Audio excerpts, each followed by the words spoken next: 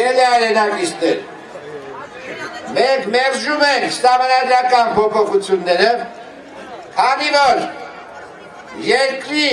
այսօրվա այս աղետալի վիճակը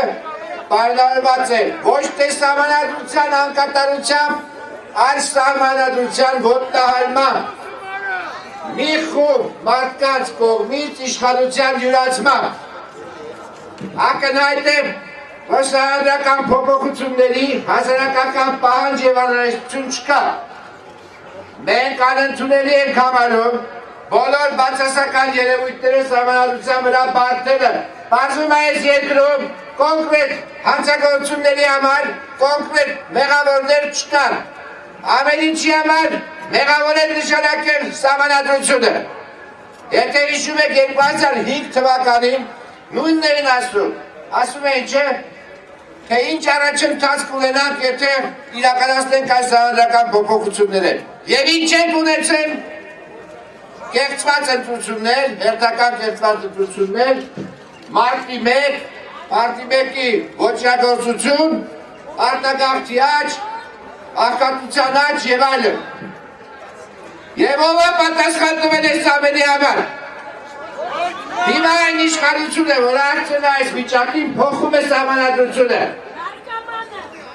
Սահմանադրություն խախտող իշխանությունը պետք է հեռացվի, ոչ թե սահմանադրություն փոխի։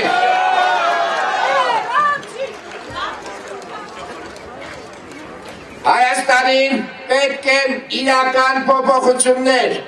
ոչ թե մի խումբ մարդկանց շահերից բխող եւ հապճեպ իրականացվող սահմանադրական փոփոխություններ։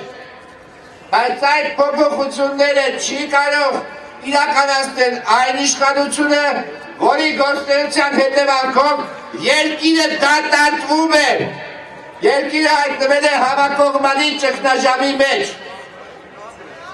Առաջին հերթին մեզ պետք է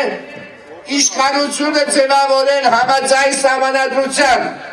ազատ արդար ընտրությունների միջոցով, առաջին հերթին պետք է կյանքի կոչել սահմանադրության անփոփոխ երկրորդ հոդվածը, որի համաձայն ժողովրդի իշխանությունը իրականացնում է ազատ ընտրությունների միջոցով։ Սրանից է պետք սկսել եւ ոչ ասելով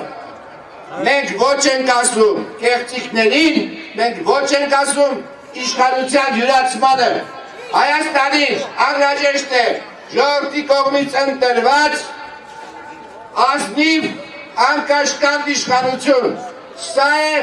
երկիրը այս աղետալի վիճակից դուրս բերելու նախապայմանը։ Շնորհակալություն։ Երկու հայտարարություն։ Լավ երթ ենք կազմակերպելու, հանրահավաքից հետո մեր սովորական երթուղով դեպի պրոսպեկտ, մինչև Ամիրյան փողոց, Ամիրանով հրապարակ, Նալբանդյան, Թումանյան և վերադարձ այստեղ։ Հաջորդը, սիրելի ժողովուրդ,